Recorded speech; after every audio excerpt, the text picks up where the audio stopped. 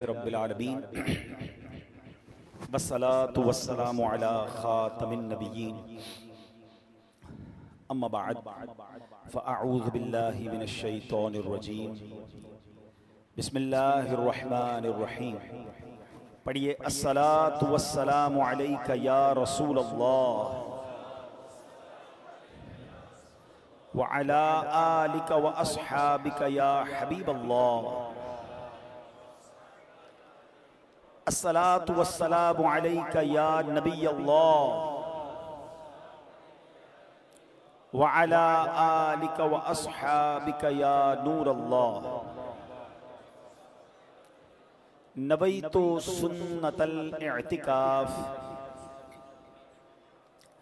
پیارے پیارے اسلامی بھائیوں اور سوشل میڈیا کے ناظرین، مدنی چینل کے ناظرین، بڑی مبارک رات، تاریخی رات، شب عاشوراء، محرم الحرام کی 10ویں شب، ہم سب جامع مسجد فیضان غوث اعظم میں ڈی ایچ اے کلفٹن میں جمع ہیں۔ رب کریم ہم سب کا جمع ہونا اپنی بارگاہ میں قبول فرمائے، آج کی رات کی برکتیں ہم سب کو نصیب فرمائے، دعاؤں کی قبولیت کی رات ہے، رحمتوں کے نزول کی رات ہے۔ کل کا دن بڑا امپورٹنٹ دن ہے، انشاءاللہ بھی بیان میں مزید آپ آگے سنیں گے، تو بڑی توجہ کے ساتھ، بڑے ادب کے ساتھ ہم سب نے آج کے اس پروگرام میں شامل رہنا ہے۔ درود پاک پڑھنے کے بے شمار فضائل و برکات ہیں۔ سلطان کربلا سید الشہداء امام عالی مقام امام حسین رضی اللہ تعالیٰ عنہ سے مروی ہے، اور ان کی 2 حدیثیں جو ان سے روایت ہیں وہ سنتے ہیں۔ امام حسین فرماتے ہیں کہ میرے نانا جان سلطان دو جہان صلی اللہ تعالیٰ علیہ وسلم نے فرمایا، جس کے سامنے میرا ذکر ہوا پھر اس نے درود پاک نہ پڑھا، بے شک وہ جنت کا رستہ بھول گیا۔ درود پاک پڑھنا بڑی برکت والی بات ہے، مگر نہ پڑھنا، اور خاص طور پہ جب نبی پاک کا ذکر ہو تب نہ پڑھنا، یہ بہت زیادہ محرومی کی بات ہے۔ ایک اور حدیث پاک امام حسین ہی سے روایت ہے رضی اللہ تعالیٰ عنہ، 2 جہاں کے تاجدار مکی مدنی سرکار صلی اللہ تعالیٰ علیہ وسلم نے فرمایا، کنجوس ہے وہ شخص جس کے پاس میرا ذکر ہوا پھر اس نے مجھ پر درود نہ پڑھا۔ اب اس کو بخیل بھی کہا گیا اور جنت کا راستہ بھولنے والا بھی کہا گیا کہ جس کے سامنے نبی پاک کا ذکر ہو اور وہ درود نہ پڑھے۔ تو اپنی زندگی میں درود پاک کو کثرت سے شامل کیجئے، پڑھتے رہا کریں، انشاءاللہ اس کی برکتیں ملیں گی۔ پڑھتا رہوں کثرت سے درود ان پہ صدا میں، پڑھتا رہوں کثرت سے درود ان پہ صدا میں، اور ذکر کا بھی شوق پائے غوث و رضا دے، آمین آمین۔ امام عالی مقام، اچھا کتابوں میں لکھا ہے کہ جو رات کی ابتدا تھی، یعنی آج ہم 9ویں شب 10ویں شب کو بیٹھے نا، آج سے تقریباً 1450 سال پہلے سن 61 ہجری میں جب یہ رات آئی تھی نا، 10ویں شب، اس رات پتہ ہے اہل بیت نے کیا کیا تھا؟ اس رات کی ابتدا میں امام عالی مقام نے اپنے تمام اہل خانہ اور ساتھیوں کو جمع کیا، پہلے اللہ پاک کی حمد و ثنا کی، پھر نہایت ہی خوبصورت فصیح و بلیغ الفاظ کے ساتھ اپنے نانا جان مکی مدنی آقا صلی اللہ تعالیٰ علیہ وسلم کی خدمت میں درود پاک عرض کیا۔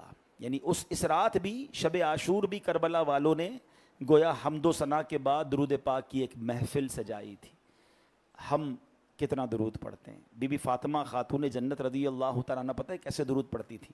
آپ درود پڑھتی تھی، اللہم صلی علی من ہوا روحہ محراب الارواح والملائکۃ والکون، اللہم صلی علی من ہوا امام الانبیاء والمرسلین، اللہم صلی علی من ہوا امام اہل الجنت عباد اللہ المؤمنین۔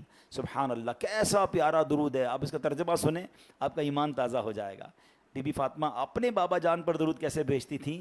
اے اللہ پاک، اپنے محبوب نبی علیہ الصلوۃ والسلام پر درود بھیج، جن کی روح مبارک تمام روحوں کا، سارے فرشتوں کا اور پوری کائنات کا قبلہ ہے۔ اے اللہ پاک، اپنے ان محبوب نبی کریم علیہ الصلوۃ والسلام پر درود بھیج جو سارے نبیوں اور سارے رسولوں کے امام ہیں۔ اے اللہ پاک، اپنے ان محبوب علیہ الصلوۃ والسلام پر درود بھیج جو اللہ پاک کے پاک بندوں، اہل ایمان یعنی اہل جنت کے امام ہیں۔ بی بی فاطمہ کن پیارے القاب سے جناب رسول اللہ صلی اللہ تعالی علیہ وسلم پر درود بھیجا کرتی ہیں. اللہ کرے کہ بس ہمارے معمولات میں، ہماری روٹین میں محبت اور عشق کے ساتھ پیارے آقا علیہ الصلوۃ والسلام پر درود پڑھنا شامل ہو جائے. پھر دیکھیں زندگی کیسی سنور جاتی ہے. کیا خوبصورت اشعار ہے نا. درود ان پر سلام ان پر یہی کہنا خدا کا ہے، خدا کے بعد جو ہے مرتبہ صلی علی کا ہے، وہی سردار عالم ہے، وہی غمخوار امت ہے، وہی تو حشر کے میدان میں سب کی شفاعت ہے. شفاعت کے لیے سب کی نظر ان پر لگی ہوگی. مولایا صلی وسلم دائما ابدا علی حبیب خیر الخلق کلہم. صلو علی الحبیب صلی اللہ تعالی علی محمد صلی اللہ علیہ وسلم. بڑے مبارک لمحات ہیں یہ ایام. اہل بیت کی ان قربانیوں کی یاد دلوں میں تازہ کر دیتے ہیں. مگر آج آپ کو میں نے یہ بھی بتانا ہے، ینگسٹر بھی موجود ہیں، نوجوان بھی موجود ہیں، اور سوشل میڈیا پر بھی یہ بیان لائیو جا رہا ہے. عاشورہ کا دن اگر میں یہ کہوں تو غلط نہ ہوگا کہ in the history of universe, کائنات کے اگر اہم ترین دنوں میں سے، most important days in the history of universe, in the history of Islam, تو وہ 10 محرم الحرام کا دن ہے.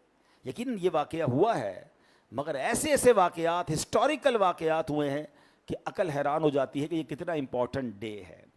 کائنات میں انسان کی جو ابتدا ہوئی ہے، سب سے پہلی ہستی جو بظاہر اس دنیا میں تشریف لائے وہ کون ہے؟ حضرت آدم علیہ السلام. حضرت آدم علیہ السلام کی ڈیٹ آف برتھ پتہ ہے کیا ہے؟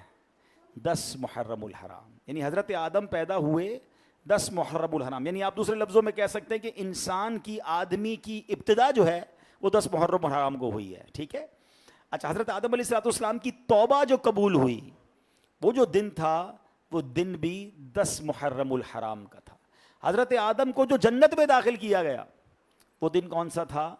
وہ بھی 10 محرم الحرام کا دن تھا. اچھا، پھر بہت بڑی بڑی اس کائنات کی جو چیزیں ہیں وہ انوینٹ کی گئیں، بنائی گئیں، وہ دن بھی کیا تھا؟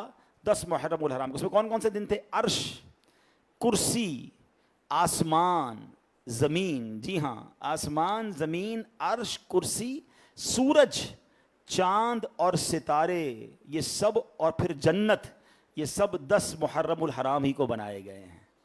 آپ اس سے اندازہ کیجئے کہ اس دن کی اہمیت کتنی ہے. پھر حضرت آدم علیہ السلام کے بعد ایک بہت بڑا نام ہے حضرت ابراہیم خلیل اللہ علیہ نبینا علیہ السلام. آپ ابو الانبیاء ہیں، یعنی اپنے بعد آنے والے سارے نبیوں کے والد آپ کہلاتے ہیں. حضرت ابراہیم کی جو ڈیٹ آف برتھ ہے وہ بھی کیا ہے؟ 10 محرم الحرام. حضرت ابراہیم کی زندگی کا ایک عظیم واقعہ ہم نے کئی بار یہاں بھی وہ بیان کیا ہے کہ آپ کو آگ سے بچایا گیا تھا. آگ میں ڈال کر جب آپ آگ سے نکالے گئے تھے تو جب آگ سے نجات ملی تھی نا حضرت ابراہیم کو، تو وہ دن کون سا تھا؟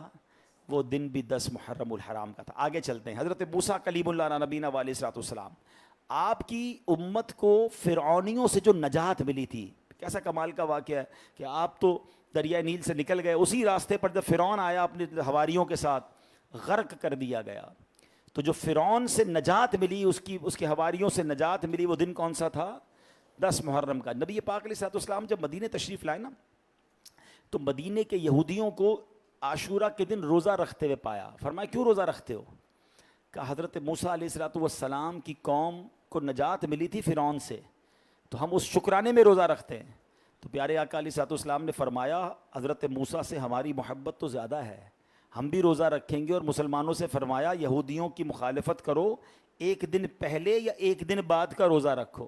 یعنی یا تو 9-10 کا روزہ رکھنا ہے یا 10 اور 11 کا روزہ رکھ لیں. تو اس لیے پتہ چلا کہ حضرت موسیٰ کو فرعونیوں سے جو نجات ملی تھی دن کون سا تھا؟ 10 محرم الحرام. آگے چلتے ہیں. حضرت عیسیٰ علیہ السلام، اللہ اکبر. حضرت عیسیٰ کا ہمارے آقا علیہ السلام سے بڑا پیارا کنیکشن ہے، کیونکہ حضرت عیسیٰ کے بعد جو نبی اس دنیا میں تشریف لائے وہ کون ہیں؟ ہمارے آقا جناب رسول اللہ صلی اللہ علیہ وسلم. حضرت عیسیٰ نے بشارت دی تھی، آپ نے نام بھی بتا دیا تھا کہ میرے بعد جو نبی آئیں گے وہی نبی ہیں جن کا سب کو انتظار ہے، اور ان کا نام احمد ہوگا، خاتم النبیین ہوں گے، نبی پاک نوید عیسیٰ کہلاتے ہیں، یعنی حضرت عیسیٰ نے یہ خوشخبری دے دی تھی کہ اب جس نے آنا ہے وہی اللہ کے آخری نبی علیہ الصلوۃ والسلام ہوں گے۔ تو حضرت عیسیٰ کی جو زندگی میں ایک بڑا اچھا، ان کی جو پیدائش ہوئی، ڈیٹ آف برتھ آف حضرت عیسیٰ، وہ کیا ہے؟ وہ بھی 10 محرم الحرام ہے۔ اور حضرت عیسیٰ کو آسمانوں پہ اٹھا لیا گیا، آپ ابھی واپس آئیں گے، نبی پاک کے امتی بن کے آئیں گے قیامت سے پہلے، مگر جو آسمانوں کی طرف اٹھایا گیا وہ دن کون سا تھا؟ وہ دن بھی 10 محرم تھی۔ اچھا جناب آگے چلتے ہیں۔ حضرت نوح علیہ السلام ہیں، بڑا کمال کا واقعہ ہے۔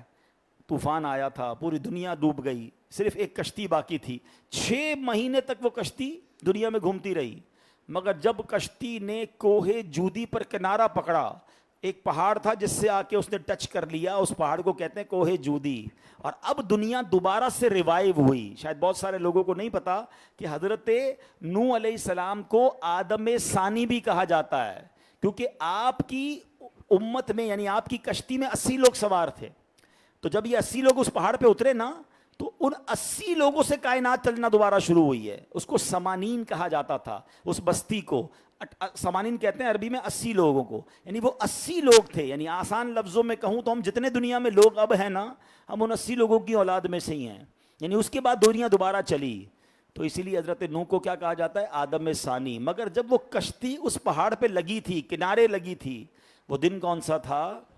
وہ بھی 10 محرم کا دن تھا۔ اللہ اکبر! یعنی آپ قرآن شریف کھول لیں اور قرآن کے واقعات پڑھتے جائیں، آپ کو کہیں نہ کہیں عاشورے کا دن جو ہے وہ جگمگاتا نظر آئے گا۔ اچھا آگے چلتے ہیں۔ حضرت سلیمان علیہ السلام، سبحان اللہ، یاد رہے دنیا میں بڑے بڑے بادشاہ گزرے ہیں، مگر ایسا بادشاہ کہ جن کو صرف زمین پر حکومت نہیں دی گئی، صرف انسانوں پر نہیں، ان کی حکومت جانوروں پر بھی تھی، ان کی حکومت پرندوں پر بھی تھی، ان کی حکومت ہواؤں پر بھی تھی، بلکہ ان کی حکومت جنات پر بھی تھی۔ یہ جنات سے تو بیت المقدس تعمیر کروائی تھی حضرت سلیمان نے۔ ایسا ملک عظیم، اتنی بڑی بادشاہت حضرت سلیمان کو دی گئی، وہ دن کون سا تھا؟ وہ دن بھی 10 محرم کا تھا، سبحان اللہ۔ اچھا پھر حضرت یونس علیہ السلام، ان کی زندگی کا بھی عجیب واقعہ ہے، قرآنی واقعہ ہے۔ آپ مچھلی کے پیٹ میں چلے گئے، کبھی دنیا میں ایسا ہوا نہیں کسی مچھلی نے کسی کو سویلو کیا ہو، کھا لیا ہو اور وہ بچ کر باہر آ جائے۔ ایسا تو ہو سکتا ہے کسی کو مچھلی کھائے اور اس کی مچھلی کو فوراً پکڑ کر پیٹ چیر کر نکال لیا جائے، ایسا نہیں ہوا تھا۔ ایک روایت کے مطابق 7 دن اور ایک روایت کے مطابق کئی دن حضرت یونس اس مچھلی کے پیٹ میں رہے، مگر کیا پڑھتے رہے؟ لا الہ الا انت سبحانک انی کنت من الظالمین۔ یہ کمال کا وظیفہ ہے۔ ہاں، مچھلی کے پیٹ سے نکال دیا جس وظیفے نے، اللہ کی رحمت سے۔ علماء کہتے ہیں آج بھی کتنی بڑی مشکل میں کیوں نہ پھنس جاؤ، کتنے بڑے اندھیرے میں کیوں نہ چلے جاؤ، اس وظیفے کو دل سے پڑھو، اللہ وہاں سے ضرور نجات دے گا۔ اچھا اب حضرت یونس کو مچھلی نے کئی دنوں کے بعد کنارے پر آ کر اپنے منہ سے نکال دیا، تو جو اس مچھلی نے حضرت یونس کو نکالا وہ دن کون سا تھا؟ وہ دن بھی 10 محرم کا تھا، سبحان اللہ۔ حضرت یعقوب علیہ السلام، ٹھیک ہے، اچھا اس سے پہلے بات کرتے ہیں حضرت یوسف علیہ السلام کی۔ حضرت یوسف علیہ السلام کو ان کے بھائیوں نے باندھ کر کنویں میں ڈال دیا تھا، اس اندھیرے کنویں سے حضرت یوسف نکالے گئے، وہ دن کون سا تھا؟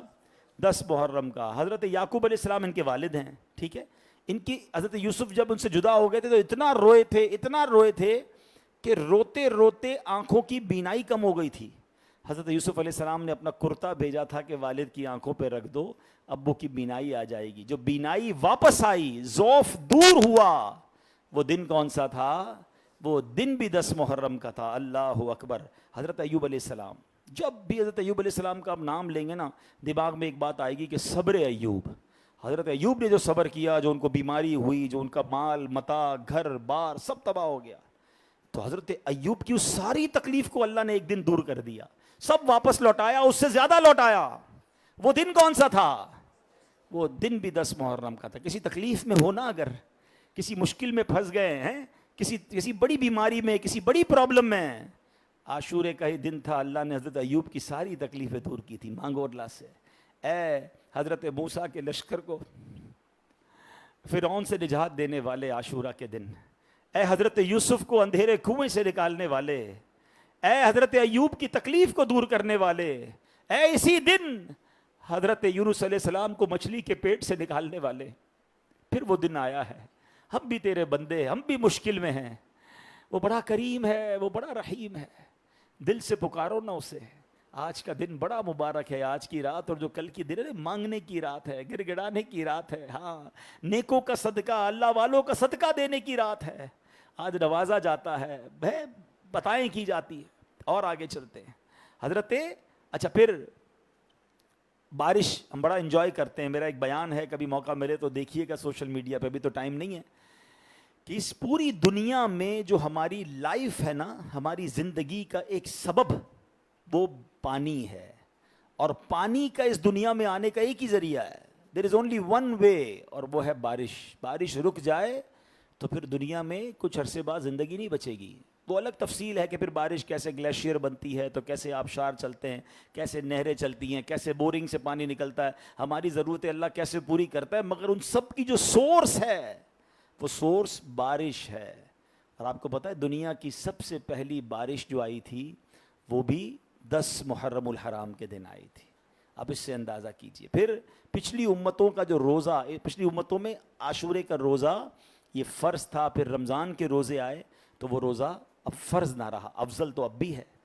اور پھر یہ میں نے تقریباً 24 واقعات آپ کو سنا دیے، 25واں جو معاملہ ہے یہ وہ معاملہ ہے، یہ وہ واقعہ ہے جو آج بھی دل کو ہلا دیتا ہے، آج بھی دل تڑپا دیتا ہے، کہ امام علی مقام، امام عرش مقام، امام تشنا کام، امام حسین رضی اللہ تعالیٰ عنہ کو اپنے رفقا، اپنے خاندان والوں، اپنے بچوں کے ساتھ کربلا کے میدان میں 3 دن بھوکا پیاسا رہ کر بڑے ظلم و جبر کے ساتھ شہید کیا گیا۔ تو ہم سب نے یہ خیال رکھنا ہے کہ عاشورے کا دن بڑا ہی امپورٹنٹ دن ہے۔ اور ہاں ایک اور دن آنا ہے، یہ 25 تو باتیں ہو گئی نا، ایک واقعہ ایسا ہے جو عاشورے کے دن ہونا باقی ہے۔ ہاں، اور یہ جو کربلا کا واقعہ ہوا تھا نا 61 ہجری میں، یہ جمعے کا دن بھی تھا، جمعے کا دن تھا، عاشورے کا 10 محرم کا دن تھا جب امام حسین کو شہید کیا گیا۔ ایک واقعہ جو ہونا ہے وہ بھی عاشورے کے دن ہوگا، وہ بھی جمعے کا دن ہوگا، اور وہ کیا ہوگا؟ وہ قیامت میں آنی ہے۔ ہاں، کب آنی ہے، کون سے سال آنی ہے میں نہیں پتا، مگر جب بھی آنی ہے وہ دن عاشورے کا ہوگا۔ اس کا مطلب آپ سمجھ لو کہ کتنا سگنیفیکنٹ، کتنا اہم، کتنا امپورٹنٹ ڈے ہے۔ تو آج کی رات، کل کا دن، ویسے ہی ساری زندگی گناہ سے بچنا ہے، مگر یہ دن تو سمجھ لیں عبادت میں گزاریں۔ کل کا دن چھٹی بھی ہے، روزہ بھی رکھیں، دوپہر میں بھی نفل پڑھیں، شام میں بھی دعائیں کریں، التجائیں کریں، تلاوت کریں، ذکر و اذکار کریں، گناہوں سے معافی مانگیں۔ یہ بہت اہم دن ہے۔ اللہ اس دن کی برکتیں ہم سب کو نصیب فرمائے، اور ہم سب کی بے حساب مغفرت فرمائے، ہماری مشکلوں کو آسان فرمائے۔ امام حسین اور امام حسن اور یہ اہل بیت اطہار، ان کی شان بڑی نرالی ہے پیارے اسلامی بھائیوں۔ ایسے ایسے واقعات ہیں ان کے فضائل میں کہ ایک بار حضرت عبداللہ ابن عباس جو صحابی رسول بھی ہیں رضی اللہ تعالیٰ عنہ، عالم قرآن بھی ہیں، سلطان المفسرین بھی ہیں، آپ فرماتے ہیں کہ ایک مرتبہ عصر کی نماز کا وقت تھا، نبی پاک علیہ الصلوۃ والسلام مسجد تشریف لائے، تکبیر کہی گئی، اور اب نبی پاک علیہ الصلوۃ والسلام نے نماز عصر کی امامت شروع کر دی۔ پیارے آقا علیہ الصلوۃ والسلام تیسری رکعت میں ہیں، جب چوتھی رکعت میں پہنچے تو سرکار دو عالم علیہ الصلوۃ والسلام کے پیارے پیارے شہزادے امام حسن اور امام حسین تشریف لائے۔ دونوں شہزادے اس وقت بڑی ننھی عمر میں تھے، اور پیارے آقا نماز پڑھا رہے ہیں، اور یہ دونوں شہزادے دوڑتے ہوئے آئے، پیارے آقا کی پیٹھ مبارک پر سوار ہو گئے۔ نبی پاک حسب معمول نماز پڑھاتے رہے، چوتھی رکعت بھی ادا کی۔ اب جیسی نماز ختم ہوئی، سلام پھیرا، نبی پاک نے دونوں بچوں کو اپنی گود میں بٹھایا، اور اس کے بعد ایک کو سیدھے کاندھے پر بٹھا دیا، ایک کو دوسرے کاندھے پر بٹھایا۔ اب حدیث پاک آگے بھی ہے، لیکن میں پہلے تھوڑا سا آپ کو منظر بتاتا ہوں۔ ہم بھی مسجد میں بیٹھے ہیں، مگر یہ جس مسجد میں سب کچھ ہو رہا ہے وہ کون سی مسجد ہے؟ کائنات کی افضل ترین مسجدوں میں سے ایک، کون سی؟ مسجد نبوی۔ سبحان اللہ، یہ کیسی محفل ہے کہ نماز کون سی ہے؟ عصر کی نماز، سب سے اہم، سب سے جس کو کہا گیا وہ بھی عصر جو سب سے اعلیٰ خطر کی ہے، دا موسٹ امپورٹنٹ نماز دن میں عصر کی نماز کہی جاتی ہے، ٹھیک ہے؟ اچھا، پھر سامنے نبی پاک کے سامنے کون بیٹھے ہیں؟ امت کے افضل ترین لوگ، صحابہ کرام علیہم رضوان۔ کلام فرمانے والے کون ہیں؟ تمام مخلوق میں سب سے افضل و اعلیٰ امام الانبیاء علیہ الصلوۃ والسلام۔ اب غور کریں یہ کتنی مبارک، کیسی محفل مسجد نبوی میں ہے، پیارے آقا، صحابہ کرام موجود ہیں، اور اس محفل میں ہونے کیا جا رہا ہے؟ اس محفل کا، اس اجتماع کا عنوان کیا ہے کہ فضائل حسنین کریمین بیان ہو رہے ہیں۔ اس محفل میں بیان کیا ہو رہا ہے؟ حسنین کریمین کے فضائل بیان کر رہے ہیں، نبی پاک بیان فرما رہے ہیں۔ سنیے، پیارے آقا علیہ الصلوۃ والسلام فرماتے ہیں کہ اے لوگوں، اچھا کیفیت کیا ہے کہ ایک کاندھے پر امام حسن موجود ہیں، دوسرے پہ امام حسین موجود ہیں، اور آقا اپنے صحابہ سے مسجد نبوی شریف میں کیا فرما رہے ہیں؟ اے لوگو الا اخبرکم بخیر الناس جدا و جدا، فرماتے ہیں کیا میں تمہیں ان کے بارے میں نہ بتاؤں جن کے نانا اور نانی تمام لوگوں کے نانا نانی سے بہتر ہیں؟ پھر فرمایا الا اخبرکم بخیر الناس عما و عمتا، کیا میں تمہیں ان کے بارے میں نہ بتاؤں جن کے چچا اور چچی تمام لوگوں کے چچا اور چچی سے بہتر ہیں؟ پھر فرمایا الا اخبرکم بخیر الناس خالا و خالتا، کیا میں تمہیں ان کے بارے میں نہ بتاؤں جن کے ماموں اور خالائیں تمام لوگوں کے ماموں اور خالاؤں سے افضل اور بہتر ہیں؟ الا اخبرکم بخیر الناس ابا و امن، کیا میں تمہیں ان کے بارے میں نہ بتاؤں جن کے والد اور والدہ نہایت ہی افضل ترین ہیں؟ نبی پاک خود ہی سوال فرماتے جا رہے ہیں، پھر خود ہی جواب فرماتے ہیں ہم الحسن والحسین، اے لوگوں سن لو وہ خوش نصیب جن کا میں ذکر کر رہا ہوں کوئی اور نہیں، میرے دو شہزادے حسن اور حسین ہیں۔ ہائے ہائے، اب نبی پاک نے مزید اس بیان کو جاری رکھا، پھر فرمایا جدہما رسول اللہ، ان کے نانا اللہ کے رسول صلی اللہ تعالیٰ علیہ وسلم ہے، جدتہما خدیجہ، ان کی نانی جان خدیجۃ الکبریٰ رضی اللہ تعالیٰ عنہا ہیں، امہما فاطمہ بنت رسول اللہ، سبحان اللہ، ان کی امی جان کون ہیں؟ خاتون جنت بی بی فاطمہ الزہرا رضی اللہ تعالیٰ عنہا ہیں، ابوہما علی بن ابی طالب، ان کے ابو جان کون ہیں؟ ان کے ابو جان علی ابن طالب رضی اللہ تعالیٰ عنہ ہیں، وامہما جعفر بن ابی طالب، ان کے چچا جان حضرت جعفر بن ابی طالب رضی اللہ تعالیٰ عنہ ہیں، امتہما ام ہانی بنت ابی طالب، ان کی پھوپھی جان ام ہانی رضی اللہ تعالیٰ عنہا ہیں، خالہم القاسم بن رسول اللہ، ان کے ماموں رسول ذیشان کے بیٹے حضرت قاسم رضی اللہ تعالیٰ عنہ ہیں، خالاتہما زینب و رقیۃ و ام کلثوم بنات رسول اللہ، ان کی خالائیں زینب، رقیہ اور ام کلثوم رضی اللہ تعالیٰ عنہن ہیں جو رسول پاک علیہ الصلوۃ والسلام کی شہزادیاں ہیں۔ پھر آپ نے اپنا سلسلہ کلام مزید آگے بڑھایا، سوچو تو صحیح کیسی محفل ہے، نبی پاک موجود ہیں، صحابہ موجود ہیں، مسجد نبوی کا عالم ہے، اور حسنین کریمین کے فضائل بیان ہو رہے ہیں۔ اللہ اس مبارک محفل کا صدقہ ہمیں عطا فرمائے، ہم فیضان غوث پاک میں بیٹھ کر آج شب عاشورہ میرے آقا کی اس ادا کو ادا کر رہے ہیں کہ رسول پاک اپنے نواسوں کا فیضان اور ان کے فضائل بیان کر رہے ہیں۔ آج انہی الفاظ کے ذریعے ہم بھی ان کی محفل سجائے بیٹھے ہیں۔ اللہ اس برکت سے، اس ذکر کی برکت سے ہم سب پر رحمتوں کی بارش نازل فرمائے۔ نبی پاک نے اب اپنا سلسلہ کلام اور آگے بڑھایا، فرمایا لوگوں سن لو، جدہما فی الجنہ، ان کے نانا اور نانی بھی جنتی ہیں، ابوہما فی الجنہ، ان کے ابو بھی جنتی ہیں، امہما فی الجنہ، ان کے چچا بھی جنتی ہیں، امتہما فی الجنہ، ان کی پھوپھو بھی جنتی ہیں، خالاتہما فی الجنہ، ان کے ماموں اور ان کی خالائیں بھی جنتی ہیں، ہما فی الجنہ، یہ دونوں خود بھی جنتی ہیں، ومن احبہما فی الجنہ۔ یہ ساری باتیں تو کمال کی تھیں، مگر یہ حدیث کا آخری جملہ جو ہے نا، پیارے آقا نے ہم غلاموں کو بھی نہیں بھولے۔ آقا فرماتے ہیں جو خوش نصیب ان سے محبت کرے وہ بھی جنتی ہے۔ ہاں ایسے ہی نہیں کہہ رہے تھے میں تو پنجتن کا، ہاں یہ جو محبت ہے نا، یہ انشاءاللہ یہ بخشش کا ذریعہ بنے گی۔ ان سے محبت کرنے والوں کو نبی پاک نے فرمایا وہ بھی جنتی ہیں۔ تو خاندان رسول سے، اہل بیت سے، ہم نے پچھلے جمعے کو جو بیان سنا تھا اس میں ہم نے روایت سنی تھی کہ ہمارے ایمان کا تقاضا یہ ہے کہ اپنی اولاد سے زیادہ پیار کریں نبی پاک کی اولاد سے، اپنے گھر سے زیادہ پیار کریں پیارے آقا کے گھرانے سے، اور اپنی جان سے زیادہ پیار کریں سرکار دو عالم علیہ الصلوۃ والسلام سے۔ یہ ہمارے ایمان کا تقاضا ہے۔ تو سبحان اللہ، یہ ان ہستیوں کا ذکر ہو رہا ہے۔ شاعر کیا خوب کہتے ہیں، واہ کیا مرتبہ اعلیٰ ہے حسنین کا، واہ کیا مرتبہ اعلیٰ ہے حسنین کا، امام الانبیاء نانا ہے حسنین کا، والد شیر خدا ماں طیبہ طاہرہ، خوب پاکیزہ گھرانہ ہے حسنین کا، اہل سنت کو پیار ہے اس گھرانے سے، بچہ بچہ ان کا دیوانہ ہے حسنین کا۔ ہم ایسے ہی نہیں کہتے ہر صحابی نبی، سب صحابیات بھی چار یاران نبی جنتی، حضرت صدیق بھی اور عمر فاروق بھی جنتی، عثمان غنی فاطمہ اور علی ہیں حسن حسین بھی، والدین نبی ہر زوجہ نبی. سبحان اللہ. یہ گھرانہ میرے حضور کا ہے. تو ان سے دل و جان سے پیار کرنا یہ ہمارے ایمان کا تقاضا. ایک اور جگہ سنیے سبحان اللہ. مولا امام حسین خود فرماتے ہیں کہ جو ہم سے دنیا کی خاطر محبت کرتا ہے تو بے شک دنیا دار تو کسی بھی نیک یا بد سے محبت کر لیتا ہے. ہاں جو ہم سے صرف اور صرف اللہ پاک کی رضا کی خاطر محبت کرتا ہے وہ اور ہم قیامت کے دن ایک ساتھ ہوں گے. اور امام حسین نے اپنی شہادت والی انگلی کو اب اس انگلی کے ساتھ ملایا. فرمایا جیسے یہ انگلیاں ساتھ ہیں جو اللہ کی رضا کے لیے ہم سے محبت کرتا ہے قیامت کے دن ہمارے ساتھ اس طرح ہوگا.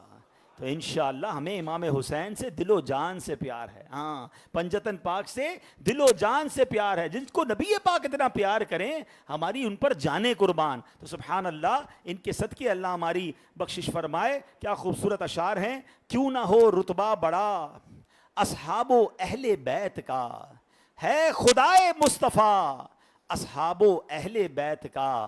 آل و اصحاب نبی سب بادشاہ ہیں بادشاہ، میں فقط ادنا گدا اصحاب و اہل بیت کا. جینا مرنا ان کی الفت میں ہو یا رب، اور ہو قرب جنت میں عطا اصحاب و اہل بیت کا. امام حسین رضی اللہ عنہ کی چھوٹی سی مختصر بائیوگرافی بھی سن لیجئے، ان کا تعارف سن لیجئے. سلطان کربلا، سید الشہداء، امام عالی مقام، امام عرش مقام امام حسین رضی اللہ عنہ نواسہ رسول ہیں. مولا کائنات مولا علی شیر خدا کرم اللہ تعالی وجہ الکریم اور بی بی فاطمہ کے شہزادے ہیں. امام حسین 5 شعبان سن 4 ہجری کو مدینہ منورہ میں پیدا ہوئے. 61 ہجری میں کربلا کا واقعہ ہوا تھا. تو 61 میں سے 4 نکال دیں تو کتنے ہو گئے؟ آلموسٹ 57 ایئرس کی عمر میں امام علی مقام شہید ہو گئے تھے. پیارے آقا علیہ الصلوۃ والسلام نے آپ کا نام حسین اور شبیر رکھا. امام حسین کی کنیت ابو عبداللہ ہے. لقب سبت رسول یعنی نبی پاک کے نواسے، اور ریحانۃ الرسول یعنی پیارے آقا علیہ الصلوۃ والسلام کے پھول ہیں. 72 افراد لے کر آپ کربلا گئے تھے. 10 محرم سن 61 ہجری کو میدان کربلا میں یزید پلید کے خلاف حق کی آواز بلند کرتے ہوئے، نانا کے دین پر پہرا دیتے ہوئے، ظلم سہتے ہوئے آپ جو ہے شجاعت اور بہادری اور استقامت اور صبر و رضا کا پیکر بن کے اپنی جان آپ نے اللہ کی راہ پر قربان کر دی. حسین ایک علامت ہے زندگی کے لیے. حسین ایک علامت ہے زندگی کے لیے. حسین عزم سفر ہے مسافری کے لیے. فطرت کی مصلحت کا اشارہ حسین ہے. قربانیوں کی آنکھ کا تارا حسین ہے. وہ اس لیے لڑے کہ ستم کو مٹا سکیں، پھر کیوں نہ ہم کہیں کہ ہمارا حسین ہے. امام حسین رضی اللہ عنہ کے واقعات ایسے ہیں کہ ہم جب سنتے ہیں، دیکھیں نا ہم میں سے کئی ایسے ہوں گے کسی کی والد کا، کسی کی والدہ کا، کسی کے گھر میں کسی کا انتقال ہو گیا ہوگا. 2-5 سال تو بہت زیادہ یاد آتی ہے. آہستہ آہستہ باتیں نارملائز ہو جاتی ہیں. مگر یہ کیسا رشتہ ہے، یہ کیسا کنیکشن ہے کہ 1400 سال ہو گئے ہیں. جب بھی 10 محرم آتی ہے دل میں ایسا رنج طاری ہوتا ہے، ایسا کرب طاری ہوتا ہے، ایسا لگتا ہے کل کا واقعہ ہے اور کوئی بہت اپنا ہے جس کے ساتھ یہ زیادتی ہوئی ہے. یہ کتنی پیاری کنیکٹیوٹی ہے امام حسین اور ان کے قافلے والوں سے کہ آج بھی آنکھیں نم ہو جاتی ہیں کہ جب صلاۃ والسلام میں اس طرح کے اشعار سنتے ہیں کہ جن کو دھوکے سے کوفے بلایا گیا، جن کے بچوں کو پیاسا رلایا گیا، جن کو بیٹھے بٹھائے ستایا گیا، جن کی گردن پہ خنجر چلایا گیا، اس حسین ابن حیدر پہ لاکھوں سلام. یہ ایک ایسا واقعہ ہے جو مسلمانوں کے دلوں کو ہلا کر رکھ دیتا ہے. بہرحال آج چند باتیں میں کربلا کے اس میدان کے حوالے سے جس میں سے ہم سب کے لیے کچھ میسیجز ہوں وہ عرض کرنے کی کوشش کروں گا. لیکن وہی بات کہ محبت اہل بیت کی بہت مضبوط ہونی چاہیے ہمارے اندر، ہماری نسلوں کے اندر. کہ ایک بار مولا علی شیر خدا کرم اللہ تعالی وجہ الکریم نبی پاک علیہ الصلوۃ والسلام کی بارگاہ میں حاضر ہوئے. آپ نے فرمایا اے علی وہ 4 لوگ جو پہلے جنت میں جائیں گے ان میں ایک میں ہوں، ایک تم ہو اور 2 ہمارے بیٹے حسن اور حسین ہیں. ہماری اولاد ہمارے پیچھے ہوگی، ان کے پیچھے ہماری ازواج ہوں گی.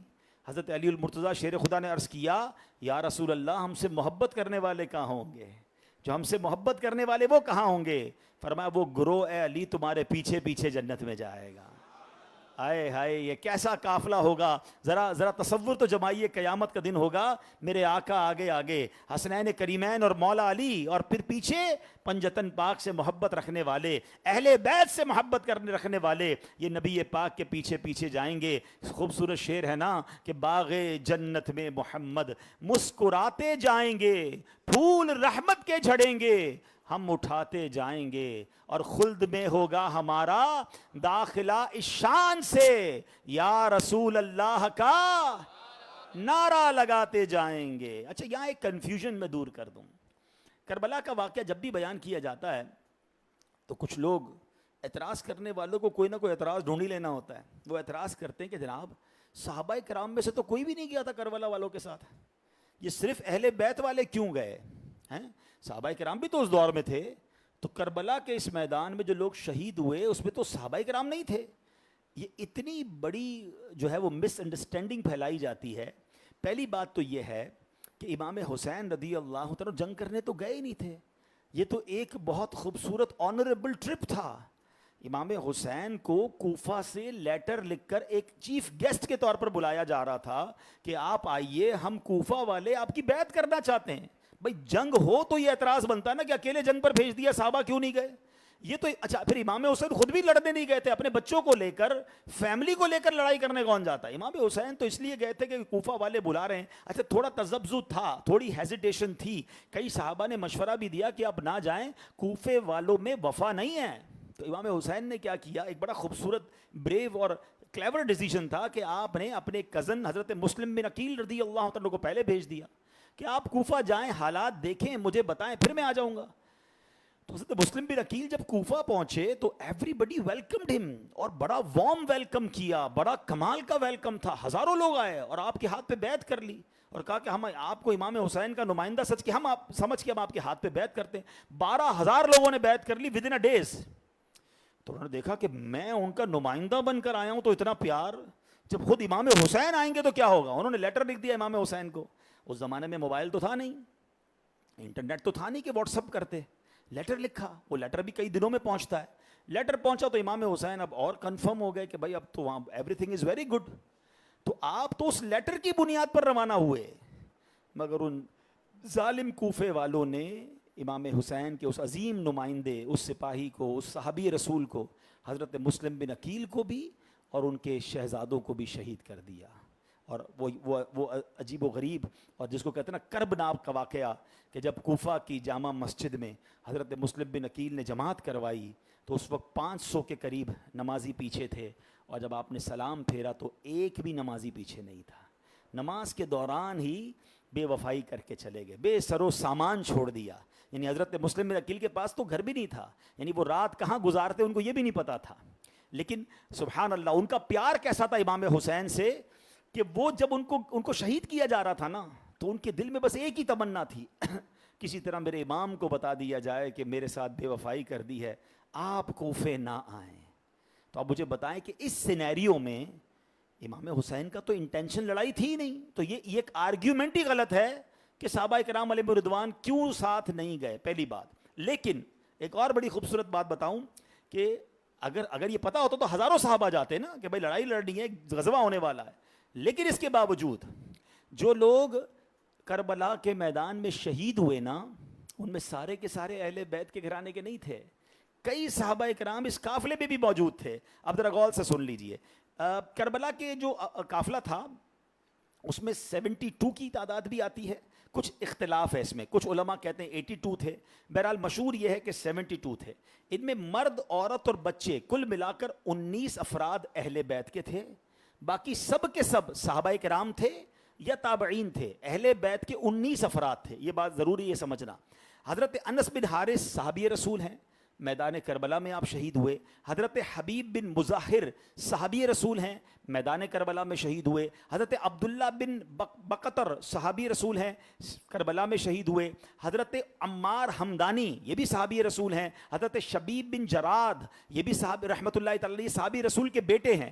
حضرت خفینہ بن قیس یہ صحابی رسول کے بیٹے ہیں۔ حضرت قیس بن مسہر یہ بھی صحابی رسول کے بیٹے ہیں. اس طرح صحابہ تابعین جو امام عالی مقام کے ساتھ کربلا میں شریک تھے آپ کے سامنے ڈھال بن کر کھڑے رہے اور شہید ہوئے. سبحان اللہ. تو یہ جو خوبصورت کمبینیشن صحابہ اور اہل بیت کا ہے اور ان سب کے درمیان جو پیار کی فضا ہے یہ کربلا کے میدان میں بھی ہمیں نظر آتی ہے. اور جبھی تو امیر اہل سنت کیا خوبصورت اشعار لکھتے ہیں کہ کربلا کے جان ساروں کو سلام فاطمہ زہرا پیاروں کو یا حسین ابن علی مشکل کشا آپ کے سب جان ساروں کو جو حسینی قافلے میں تھے شریک کہتا ہے عطار ساروں کو. تو یہ عظیم قافلہ تھا. اور سبحان اللہ قرآن کریم کی بہت ساری آیات میں اس طرح اللہ کی راہ میں قربانی دینے والوں کے فضائل کیسے بیان ہوئے. اللہ قرآن کریم میں فرماتا ہے فَالَّذِينَ هَاجَرُوا وَأُخْرِجُوا مِن دِيَارِهِمْ وَأُوذُوا فِي سَبِيلِي وَقَاتَلُوا وَقُتِلُوا لَأُكَفِّرَنَّ عَنْهُمْ سَيِّئَاتِهِمْ وَلَأُدْخِلَنَّهُمْ جَنَّاتٍ تَجْرِي مِن تَحْتِهَا الْأَنْهَارُ ثَوَابًا مِّنْ عِندِ اللَّهِ. سبحان اللہ. پس جنہوں نے ہجرت کی اور اپنے گھروں سے نکالے گئے اور میری راہ میں انہیں ستایا گیا اور انہوں نے جہاد کیا اور قتل کر دیے گئے تو میں ضرور ان کے سب گناہ ان سے مٹا دوں گا. واللہ عندہ حسن الثواب. اور ضرور انہیں ایسے باغات میں داخل کروں گا جن کے نیچے نہریں جاری ہیں. یہ اللہ کی بارگاہ سے اجر ہے اور اللہ ہی کے پاس اچھا ثواب ہے. اس سے معلوم ہوا جنہوں نے دین کی خاطر اپنا گھر بار چھوڑا, اللہ پاک کی راہ میں ستائے گئے, رب کے دشمنوں کے ساتھ جنگ کی اور شہید کر دیے گئے, اللہ انہیں جنت کے باغات میں داخل فرمائے گا. کیسے باغات؟ جن کے نیچے نہریں بہ رہی ہیں. سبحان اللہ. ایک اور واقعہ سنیں. یہ کربلا والے جو شہید ہیں ان کا مرتبہ کیسا ہے. جنگ صفین کا موقع تھا. مسلمانوں کے چوتھے خلیفہ حضرت علی المرتضیٰ شیر خدا کرم اللہ وجہ الکریم میدان کربلا سے گزرے. آپ نے نماز فجر ادا کی, پھر اس میدان سے مٹی کی ایک مٹھی بھری, اسے سونگھا, پھر درد بھرے لہجے میں کہا اوہ اوہ یہ وہ جگہ ہے جہاں ایک جماعت شہید کی جائے گی, وہ سب کے سب بغیر حساب کے جنت میں داخل ہوں گے. مولا علی کو یہ بھی پتا تھا کہ کہاں کربلا کا واقعہ ہوگا, کون شہید کیے جائیں گے اور مرتبہ کیا ہوگا کہ سب کے سب بلا حساب جنت میں جائیں گے. اے میرے پیارے اسلامی بھائیوں, اب ذرا اس واقعے میں کچھ ایسی شہادتیں بھی ہوئی ہیں جس سے جانثاری کے اور اہل بیت سے محبت کے ایسے واقعات سننے کو ملتے ہیں کہ ایمان تازہ ہو جاتا ہے. سب سے پہلے کربلا کے میدان میں کس کو شہادت ملی؟ یہ بڑا امپورٹنٹ ایک سوال بھی بنتا ہے. حضرت مسلم بن اوسجا تھے, ان کا نام تھا حضرت مسلم, جو سب سے پہلے شہید ہوئے. آپ یزیدی فوج میں اترے, اپنی بہادری کے جوہر دکھائے, زخم کھا کر جب زخمی ہو گئے کافی زیادہ تو امام حسین اپنے اس دیوانے کے پاس پہنچے. جسم زخمی ہے, خون بہہ رہا ہے, دم لبوں پر ہے, آخری سانسیں ہیں. امام عالی مقام جب ان کے قریب پہنچے تو ایک اور صحابی حضرت حبیب بن مظاہر, صحابی رسول کے غالباً یہ بیٹے تھے, یہ بھی ساتھ تھے. حضرت حبیب نے فرمایا اے مسلم, اے میرے دوست, تمہیں شہادت مبارک ہو, شہادت کا رتبہ پا کر جنت میں جا رہے ہو. تو حضرت مسلم بن اوسجا جن کی آخری سانسیں چل رہی ہیں, پتہ ہے وہ حضرت حبیب سے کیا کہتے ہیں کہ اے حبیب تمہیں میری وصیت ہے میرے امام کی حفاظت کرنا, شہید ہو جانا مگر میرے امام کو آنچ نہیں آنے دینا. خود جا رہے ہیں اور اپنے دوست کو کیا کہہ رہے ہیں کہ اب تمہاری ڈیوٹی ہے. اس طرح ان اللہ والوں نے اپنی جانیں امام عالی مقام اور ان کے گھرانے پر قربان, اللہ کے نام پر قربان کی. ایک اور واقعہ, حضرت وہب, یہ بنو کلب قبیلے کے ایک نوجوان تھے. ان کے والد وفات پا چکے تھے, بوڑھی بیوہ ماں تھی, ماں کے اکلوتے بیٹے تھے, اور ابھی شادی کو 17 دن ہوئے تھے. بڑا خوشیوں کے دن ہوتے ہیں نا, جو ارلی میرج کے جو ڈیز ہوتے ہیں, 17 دن شادی کو ہوئے تھے. امی جان روتے روتے آتی ہیں. بیٹا کہتا ہے امی جان آپ کیوں رو رہی ہیں؟ کہا بیٹا مجھے تیری جدائی تو برداشت نہیں ہے, میری آنکھوں کا تو نور ہے, مگر بیٹا ان کا گاؤں کربلا کے قریب تھا, نے کہا بیٹا قریب ہی کربلا کے میدان میں جگر گوشہ بطول بی بی فاطمہ کے گلشن کے پھول امام حسین اپنے قافلے والوں کے ساتھ آئے ہیں، یزیدیوں سے مقابلہ ہے، بیٹا یہ کیسے ہو سکتا ہے کہ ہم اپنے گھر میں رہیں اور اللہ کے نبی علیہ الصلوۃ والسلام کے نواسے شہید کر دیے جائیں؟ میں تیری جدائی برداشت تو نہیں کر سکتی، مگر بیٹا میری یہ خواہش ہے کہ جب رب نے مجھے بیٹا دیا ہے تو میرا یہ جوان بیٹا امام حسین کے قدموں پر قربان ہو جائے۔ وہ بیٹا کہتا ہے کہ میں ذرا اپنی بیوی سے بات کر لوں۔ ماں کہتی بیٹا بیوی سے بات کرے گا تو بیوی نے کہاں اجازت دینی ہے، عورت تو ناقص العقل ہوتی ہے۔ کہتا ماں بس آپ نے امام حسین کی محبت کی بات ایسی دل میں کر دی ہے، اب بیوی روکنا چاہے بھی تو نہیں روک سکے گی، لیکن اس بیچاری کی زندگی میرے ساتھ وابستہ ہے، میں کچھ اس سے باتیں کر لوں۔ بیوی کو جا کر کہتے ہیں کہ میں جا رہا ہوں، امام حسین کے قدموں پر قربان ہونے جا رہا ہوں، اب جنت میں ملاقات ہوگی، مجھے معاف کر دینا میں زیادہ وقت تمہارے ساتھ گزار نہ سکا، صرف 17 دن گزارے ہیں۔ وہ بیوی کہتی ہے اگر ایسی بات ہے، اہل بیت پہ قربانی کی بات ہے تو خوشی خوشی جائیے، بس ایک وعدہ کر لیجئے، کیونکہ آج آپ نے شہادت پانی ہے، امام حسین کے قدموں پر قربان ہونا ہے، ان کے نانا جان نے تو آپ کی شفاعت کر دینی ہے، کل قیامت کے دن اور جنت میں آپ کو بہت ساری حوریں ملیں گی، مجھے اپنا ساتھ ضرور رکھیے گا، یہ وعدہ کر کے جائیے کہ جنت میں آپ مجھے اپنے ساتھ رکھیں گے۔ اس 17 دن کے دولہے نے اپنی نئی نویلی دلہن سے یہ وعدہ کیا۔ اللہ اکبر، تلوار اٹھاتے ہیں، امام حسین رضی اللہ تعالیٰ کے قدموں میں حاضر ہوتے ہیں، کہتے حضور اہل بیت نہیں، پہلے ہماری جان جائے گی، یہ کیسے ممکن ہے کہ آپ ہمارے علاقے میں آئے ہیں اور دشمن آپ پر تلوار اٹھائے؟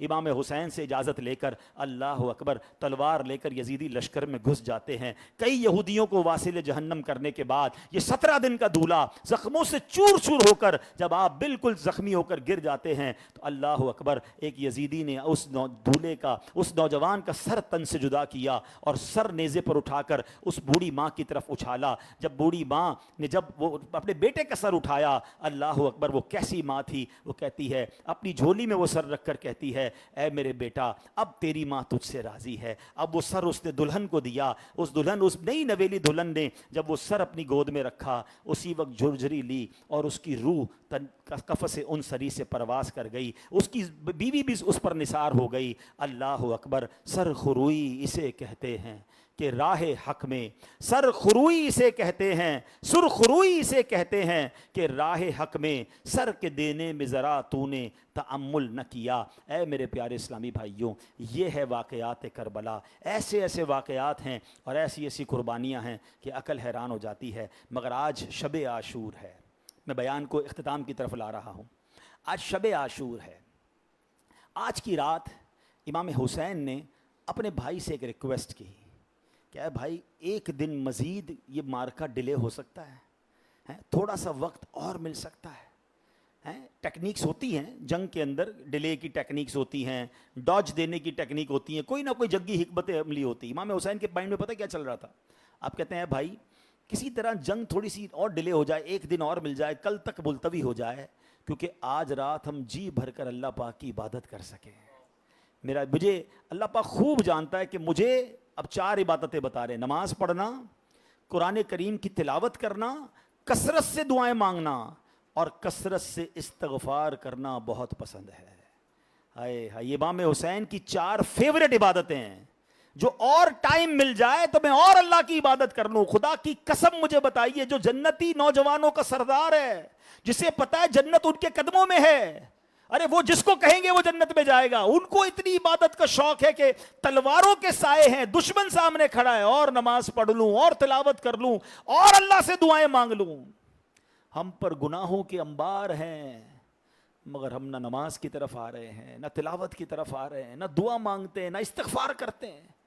ہم کیوں ایسا کرتے ہیں؟ ہم اپنے ایک طرف تو کہتے ہیں میں پنجتن کا غلام ہوں، میں حسینی ہوں، جناب ہمارے سب کے گھروں میں لنگر بن رہا ہوگا، آج کل بنے گا یا لنگر آئے گا، بہت خوشی خوشی کھائیں گے، مگر بتاؤ نا کیا یہ صرف عاشورے کا دن اسی لیے ہے کہ ہم بیان سنیں، ہم بنکبت سنیں، ہم جناب لنگر کھائیں؟ سب باتیں اچھی ہیں، خدا نہ خواستہ میں ڈسکریج نہیں کر رہا، مگر حسینی طریقے پر کب آئیں گے؟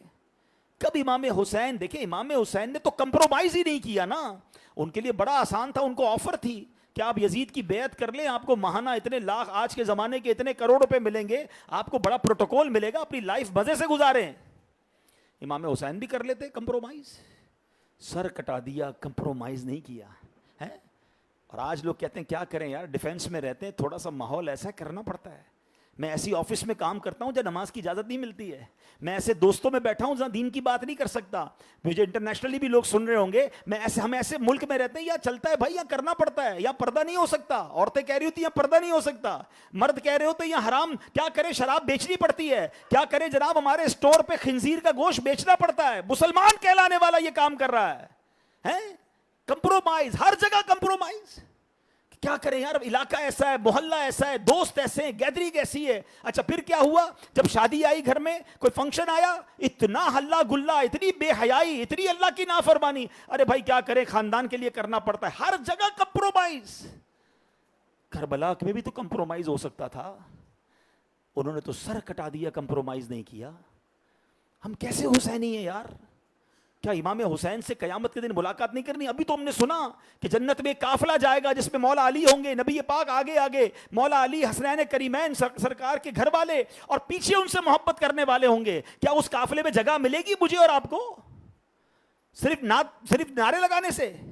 کوئی پریکٹیکلی بھی تو نظر آئے کہ میرے سامنے آئے تھے پیسے, بڑی ڈیل تھی, بڑا فائدہ تھا, مگر سود شامل تھا, حرام شامل تھا, جوا شامل تھا. میں نے کہا میں حسینی ہوں, میں یزیدی نہیں, مجھے یہ مال نہیں چاہیے. دیتا نا قربانی. میرے سامنے بے حیائی کرنے, گناہ کرنے کے موقع آئے تھے, دنیا کمانے کے موقع آئے. ادھر ہی تو امتحان شروع ہوتا ہے نا کہ کمپرومائز کر رہے ہو یا کربلا کا واقعہ یاد ہے. بھول جاتے ہیں, ہم بھول جاتے ہیں, ہم دنیا میں گم ہو جاتے ہیں. نہ کریں ایسا. اور اس کی بڑی وجہ پتہ ہے کیا ہے؟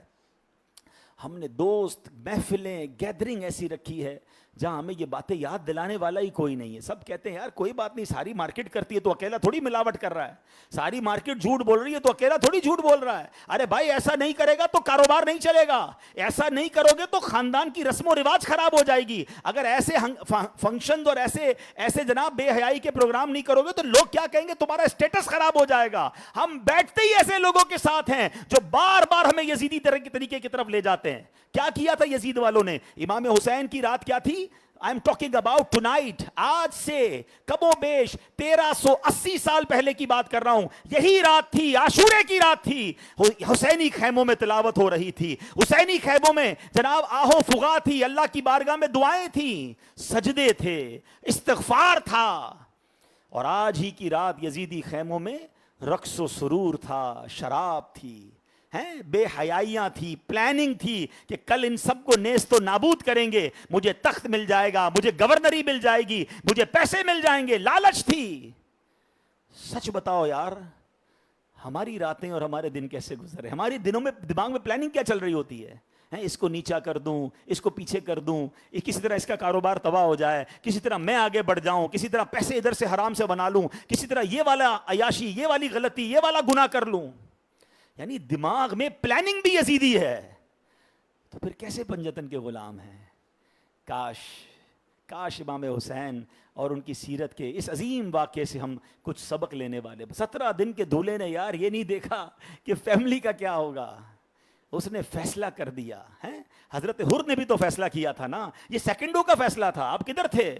یزیدی لشکر میں آئے تھے. مگر جب امام حسین نے اعلان کیا کہ کوئی ہے جو آج ہمارے قافلے پر, حسینی قافلے پر اپنی جان قربان کر کے ہمارے نانا جان سے شفاعت کی خیرات لے لے, حضرت حر نے یزیدی قافلے سے نکل کر حسینی قافلے میں آ کر اپنی جان قربان کر دی. آج ہم رضی اللہ تعالیٰ عنہ کہتے ہیں حضرت حر کو. آئے کدھر سے تھے؟ یزید کی طرف سے آئے تھے. بیوٹیفل ڈیسیشن تھا, ود ان سیکنڈز فیصلہ کیا. یہ وہ فیصلہ کر گئے, قیامت تک ان کا نام روشن ہو گیا. اگر وہ ہماری طرح سوچتے رہ جاتے نا, کئی ہیں ہم میں سے جو سوچ رہے ہیں یار یہ مولانا صاحب بات تو ٹھیک کر رہے ہیں, مجھے پتا ہے کئیوں کے دلوں میں کیا چل رہا ہوگا یہاں بھی, اور جو مجھے لائیو سن رہے ہیں, یار یہ بات ٹھیک کر رہے ہیں, ہم غلط کر رہے ہیں, ہمیں نہیں کرنی چاہیے, لیکن بس تھوڑے دنوں بعد چھوڑ دوں گا, رمضان میں چھوڑ دوں گا, بس تھوڑا بس کاروبار سیٹ ہو جائے پھر چھوڑ دوں گا, بس یہ بری دوستیاں ہیں مجھے پتا ہے, بس پھر چھوڑ دوں گا, میں پتا ہے شراب پیتا ہوں, میں تھوڑا بہت نشہ کرتا ہوں, اب چھوڑ دوں گا. سوچ ہی رہے, کر نہیں رہے. حضرت حر نے سوچا نہیں زیادہ دیر, کر دیا. جو کر لیتے ہیں نا پھر دیکھو کیا کمال ہوتا ہے. اصل میں پتہ ہے سوچ کیوں رہے, میں آپ کو اس کی وجہ بھی بتا دیتا ہوں. جو یہ سوچ رہے نا تذبذب میں, اللہ کی طرف بڑھوں یا رک جاؤں, ابھی بعد میں, ابھی تھوڑے دنوں بعد, کئی لوگ اسی سوچ میں چلے گئے قبر میں یہ شیطان ہے جو آپ کو کرنے نہیں دے رہا، کیونکہ اس کو پتہ ہے آپ نے توبہ کر لی آپ تو اللہ کے قریب چلے جاؤ گے. اور توبہ کا فائدہ پتہ ہے کیا ہے؟ اللہ اکبر، انعام سنو. اللہ کے حبیب علیہ الصلوۃ والسلام فرماتے ہیں التائب من الذنب کمن لا ذنب له، گناہوں سے توبہ کرنے والا ایسا ہے جیسا اس نے گناہ کیا ہی نہیں ہے. آپ کے تو گناہ زیرو ہو جائیں گے. شیطان کب یہ چاہے گا کہ آپ زیرو اپنا نامہ اعمال دوبارہ سے شروع کرو؟ وہ کہے گا نہیں بھائی یہ صحیح کہہ رہا ہے مولوی صاحب، لیکن خود 50 سال کا ہو گیا ہے، ابھی تو میں جوان ہوں، ابھی تو مجھے مزے کرنے دو، پھر میں بھی توبہ کر لوں گا. شیطان کسی جوان کو یہ یاد دلا رہا ہوگا، کسی جناب بندے کو یہ یاد دلا رہا ہوگا کہ ابھی کاروبار سیٹ کرنا ہے، ابھی فیملی. ہم میں سے کسی کو نہیں پتا کہ کل تک ہم زندہ رہیں گے کہ نہیں. شیطان کی بات ماننی ہے یا رحمان کی بات ماننی ہے؟ حسینی طریقے پہ چلنا ہے یا یزیدی طریقے پہ؟ Your decision. خدا کی قسم کربلا کے اندر بہت سارے واقعات ہیں، مگر جتنا مجھے انسپائر حضرت حر کا ڈیسیشن کرتا ہے نا کہ کیا کمال کا فیصلہ کیا یار. ادھر دولت تھی، شہرت تھی، طاقت تھی، اس کے بعد بڑی لائف تھی، اور ان کو پتا تھا میں امام حسین کی طرف گیا تو شہادت ہے، بچوں گا ہی نہیں نا. 72 کے سامنے 22,000 میں کیا لڑائی ہونی ہے، مرنا ہی ہے. مگر ادھر جنت تھی، اللہ کی رضا تھی، دائمی زندگی ہے. آج ہمارے دلوں میں زندہ ہے حضرت حر. تو کاش یہ بات سمجھ آ جائے کہ قتل حسین اصل میں مرگ یزید ہے. اسلام زندہ ہوتا ہے ہر کربلا کے بعد. ہم سب کے دل و دماغ میں کربلا چل رہی ہے، ہم سب کے دل و دماغ میں مقابلہ چل رہا ہے. اللہ کی طرف جانا ہے یا نہیں جانا ہے؟ شیطان کی طرف جانا ہے؟ ابھی نہیں، بعد میں جانا ہے. یہ تذبذب میں زندگی گزر رہی ہے. کچھ ہمت کر جاتے ہیں. میں آخری بات کہہ دیتا ہوں اور یہ وعدہ کر کے جا رہا ہوں آج کی رات، اللہ کی رحمت کے بھروسے میں یہ وعدہ کر کے جا رہا ہوں، کیونکہ روایتوں میں یہ مضمون بھی موجود ہے کہ آج آپ ہمت کر لیجئے، آپ ڈیسیژن لے لیجئے، آپ اللہ کی طرف قدم اٹھا لیجئے. آپ ایک قدم اٹھائیں گے اللہ کی رحمت 10 قدم بڑھ کر آپ کی طرف آئے گی. آپ چل کر جائیں گے اللہ کی رحمت دوڑ کر آپ کی طرف آئے گی. آپ حرام روزی چھوڑیے اللہ حلال کے دروازے کھولے گا. آپ حرام عادتیں چھوڑیے اللہ حلال میں سکون دے دے گا. آپ گناہوں بھری زندگی چھوڑیے اللہ نیکیوں کاروں والی زندگی آپ کو عطا فرما دے گا. بس فیصلہ کرنا ہے، اور فیصلہ کرنے کے بعد ڈٹے رہنا ہے. 2-4 دن کے لیے نہیں. توبہ تو 2-4 دن کی کئی بار کی ہم نے. کئی لوگ رمضان میں اچھے ہو جاتے ہیں، کئی بار جناب رمضان میں توبہ ہو جاتی ہے. چاند رات کی پلاننگ رمضان میں ہی ہو رہی ہوتی ہے کہ کون سی فلم دیکھنی ہے. یہ نہیں، توبہ بھی کرنی ہے، ہمت بھی رکھنی ہے، تھوڑا آزمایا جائے گا، اور دعا بھی کرنی ہے. اللہ ہم کمزور، ہم چل پڑے تیری طرف، ہم چل پڑے حسینی طریقے کی طرف، ہم نکل گئے یزید کے قافلے سے میرے مالک تیری طرف. اب بچانا تو نے ہے. پھر دیکھیں میرا رب کیسے امام حسین کا فیضان آپ کو نصیب فرمائے گا. تو بہرحال یہ چند باتیں تھیں کربلا کے اس عظیم مبارک واقعے کے حوالے سے. کل کے دن آپ نے چند کام کرنے ہیں، ہو سکے تو آج آپ نے نوافل پڑھنے ہیں آج رات. ابھی ہو سکے تو دعا کے بعد بھی پڑھ سکتے ہیں، یہی مسجد میں پڑھ لیں، ورنہ گھر جا کے پڑھیے گا. کہ آپ نے نوافل اس طرح پڑھنے ہیں، درود پاک پڑھ لیں، صلو علی الحبیب صلی اللہ تعالی علی محمد صلی اللہ علیہ وسلم. 4 رکعت نفل آپ نے پڑھنے ہیں، جس میں الحمد شریف کے بعد آپ نے 1 بار آیت الکرسی پڑھنی ہے چاروں رکعت میں، اور 3 بار سورہ اخلاص پڑھنی ہے، قل هو اللہ شریف. اور جب 4 رکعتیں پوری ہو جائیں تو پھر 100 بار سورہ اخلاص پھر پڑھنی ہے، اور پھر دعائیں کریں انشاءاللہ. یہ دعاؤں کی قبولیت کی رات ہے. پھر اسی طرح کل کے دن میں روزہ ضرور رکھیں. جنہوں نے آج روزہ رکھا وہ آج اور کل کا روزہ ہو گیا، جنہوں نے آج نہیں رکھا تو وہ کل اور پرسوں کا روزہ رکھیں. عاشورہ کا روزہ 1 سال کے روزوں کا کفارہ بھی ہے. اچھا، غسل کیجئے عاشورے کے دن میں یا آج رات میں، یہ بڑا برکت والا ہے. سارا سال انشاءاللہ بیماریوں سے بچیں گے. سرما ہو سکے تو اسمد سرما، یہ مدینہ شریف کا جو سرما ہے، مل جائے تو لگائیں انشاءاللہ. سارا سال آنکھیں جو ہیں وہ محفوظ رہیں گی. اسی طرح آپ نے خوب دعائیں، اپنے گھر میں کچھ اچھا سا کھانا بنا کر خوب بچوں کو بھی کھلائیں، اور امام حسین کی نیاز دے کر وہ بھی تقسیم کریں، تو سارا سال دسترخوان پر بھی برکت رہے گی. ماشاءاللہ اس مسجد میں ماشاءاللہ یہ کتنی بڑی نعمت مل گئی ہم کو، فیضان غوث پاک مسجد. جب یہ نہیں تھی تو اس علاقے میں بڑی کمی تھی.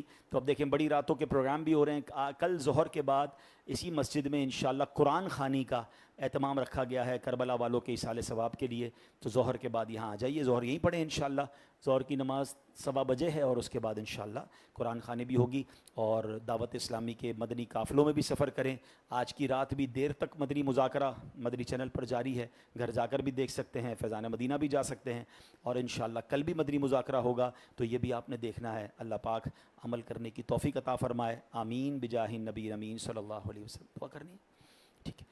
میں دعا کر کے صلاۃ والسلام کے دوران نکل جاؤں گا، ملاقات آپ سے نہیں کر سکوں گا۔ ویسے تو ہر جمعے ہم یہاں ملاقات کرتے ہیں، اس جمعے کو بھی میری حاضری نہیں ہوگی، میرا کچھ بیرون ملک سفر ہے، البتہ اس کے بعد پھر انشاءاللہ جمعے کا بھی سلسلہ رہے گا۔ مجھے ایک اور جگہ ہماری فیضان بسم اللہ مسجد ہے سول لائنز میں، وہاں ماشاءاللہ اجتماع جاری ہے، تو مجھے وہاں بیان کرنے جانا ہے۔ اللہ پاک ہمیں آج کی رات، کل کا دن برکتوں کے ساتھ، عبادتوں کے ساتھ گزارنے کی توفیق عطا فرمائے۔ الحمدللہ رب العالمین، والصلاة والسلام علی خاتم النبیین، یا ارحم الراحمین یا ارحم الراحمین یا ارحم الراحمین۔ یا ربنا یا ربنا یا ربنا یا ربنا یا ربنا یا اللہ یا رحمان یا رحیم۔ اللہم ربنا تقبل منا انک انت السمیع العلیم وتب علینا یا مولانا انک انت التواب الرحیم، وافوض امری الی اللہ ان اللہ بصیر بالعباد، لا الہ الا انت سبحانک انی کنت من الظالمین۔ اللہم انک عفو کریم تحب العفو فاعف عنا یا کریم۔ اے رب کریم، ہم سب کا جمع ہونا اپنی بارگاہ میں قبول فرما۔ اے اللہ، 10 محرم کا دن بڑا مبارک دن ہے، حضرت آدم کی توبہ 10 محرم کو قبول ہوئی۔ اے اللہ، ہم گناہ گاروں کی توبہ بھی اپنی بارگاہ میں قبول فرما۔ استغفر اللہ ربی من کل ذنب واتوب الیہ۔ اللہ، حضرت ابراہیم علیہ السلام کو آگ سے جو نجات دی گئی وہ بھی عاشورے کا دن تھا۔ اللہ، ان مبارک گھڑیوں میں تیرے دربار میں التجا کرتے ہیں، میں جہنم کی آگ سے نجات عطا فرما۔ حضرت یونس علیہ السلام کو اندھیرے مچھلی کے پیٹ سے آج کے دن نجات ملی۔ اللہ، غموں کے اندھیرے سے، دکھوں کے اندھیرے سے، بیماریوں کے اندھیرے سے، گناہوں کے اندھیرے سے ہمیں بھی نجات عطا فرما۔ اے اللہ، حضرت یوسف علیہ السلام کو کنویں سے، اندھیرے کنویں سے نکالا گیا، وہ دن بھی 10 محرم کا دن تھا۔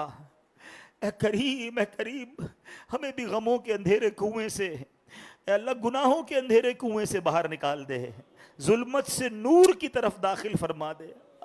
اللہم اخرجنا من الظلمات الى النور یا اللہ، اخرجنا یا اللہ من الظلمات الى النور یا۔ حضرت ایوب علیہ السلام کی بیماریاں، تکلیفیں عاشورے کے دن دور کی گئی۔ جتنے بیمار ہیں اللہ یہاں آئے ہیں، ہمارے ساتھ شامل ہیں، اے شفا دینے والے، اس مبارک دن ہمارے مریضوں کو شفا عطا فرما دے۔ حضرت نوح علیہ السلام کی کشتی کنارے لگی تھی، کوہ جودی پر لگی تھی۔ اللہ، 10 محرم کو اللہ ہماری کشتی بھی کنارے لگا دے، ہمارے ایمانوں کی حفاظت فرما۔ اے اللہ، ہمارا ایمان پر خاتمہ فرما، ہمیں جب آخری وقت آئے ایمان اور عافیت والی، مدینے والی موت نصیب فرما۔ اہل بیت اطہار اور صحابہ کرام کی سچی غلامی نصیب فرما۔ کربلا والوں نے اپنا سب کچھ قربان کر دیا، اللہ ہمیں بھی تیرے دین کی خاطر قربانی دینے کی توفیق عطا فرما۔ 5 وقت کا نمازی بنا دے، تلاوت قرآن کا شوق عطا فرما دے، گناہوں والی زندگی سے ہماری جان چھڑا دے، ہمیں نیکیوں والی زندگی عطا فرما دے، ہماری مغفرت فرما دے، ہمارے گناہ معاف کر دے، ہمارے ماں باپ کو بخش دے، ہمارے ماں باپ کے گناہ معاف کر دے، ہمارے بھائی بہنوں کو بخش دے، ہمارے بیوی بچوں کو بخش دے۔ سرکار علیہ السلام کی ساری امت کی بخشش فرما۔ اے اللہ، ہمیں نیک بنا دے، عاشق رسول بنا دے، عاشق صحابہ اور اہل بیت بنا دے۔ اے اللہ، جو تڑپ رہے ہیں انہیں پیارا پیارا کعبہ دکھا دے، میٹھا میٹھا مدینہ دکھا دے، بار بار یہ حاضریاں ہمارا مقدر فرما دے۔ ہمیں زوال نعمت سے بچا، عافیتوں کے پھر جانے سے بچا، حاسدوں کے حسد سے بچا، بد نظروں کی بد نظری سے بچا، شیطان کے شر سے بچا، جادو ٹونے آسیب سے بچا، زمینی آسمانی بلاؤں سے بچا، زلزلوں طوفانوں اور وائرسوں سے بچا۔ اے اللہ، ہماری دنیا بھی اچھی کر دے، ہماری آخرت بھی اچھی کر دے، دشمنوں کی ہنسی سے بچا، برے فیصلوں سے بچا، بری موت سے بچا۔ اے کریم اے کریم، جو جو ہمارے حق میں بہتر ہے ہمیں عطا فرما دے، جو حق میں بہتر نہیں اس کا خیال بھی ہمارے دل سے نکال دے۔ کربلا والے عظیم شخصیات کا واسطہ، فلسطین کے مسلمانوں کی غیب سے مدد فرما۔ اے اللہ ہماری دعوت اسلامی کو ترقیاں اور عروج عطا فرما۔ اہل وطن پاکستان کی بھی اے اللہ خوب پاکستان کو ترقیاں عطا فرما، مشکلیں آسان فرما۔ اللہ ہماری اس مسجد کو شاد و آباد فرما، اس کو آباد کرنے والوں کے گھروں کو آباد فرما۔ یہاں ہمارے بہت سارے ارادے ہیں اللہ، اس میں ہمیں کامیابی عطا فرما، ہماری مدد فرما، ہمارے مددگار پیدا فرما، ہمارے لیے راہیں آسان کر دے، ہم سے خوب دین کی خدمت لے لے، ایسے کام لے لے مولا کہ مرنے کے بعد بھی ہمیں قبر میں قیامت تک نیکیاں ملتی رہیں۔ اللہم رب یسر ولا تعسر وتمم لنا بالخیر یا فتاح وبک نستعین ببرکۃ ان اللہ وملائکتہ یصلون علی النبی یا ایہا الذین آمنوا صلوا علیہ وسلموا تسلیما صلی اللہ علی النبی الامی وآلہ صلی اللہ علیہ وسلم صلاۃ وسلاما علیک یا سیدی یا رسول اللہ۔ جب دم واپسی ہو یا اللہ، سامنے ہو روضہ رسول اللہ، اور لب پہ ہو لا الہ الا اللہ محمد الرسول اللہ۔